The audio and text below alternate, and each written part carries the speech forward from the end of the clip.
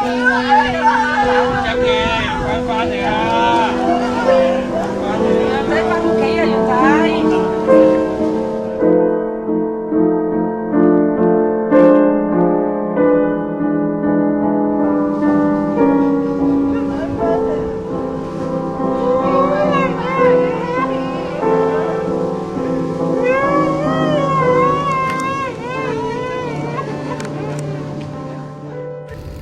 26歲嘅楊仔，尋日凌晨同兩個舊同學去石澳兜風，去到蘭尼灣村附近嘅左灣，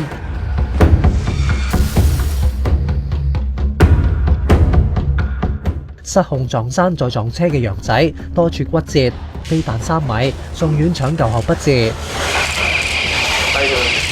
消息話，楊仔一家住喺何文田山道，爸爸喺大角咀經營電器行，楊仔平時都會揸呢部本田 Super 4代步。警方呼籲目擊者提供消息。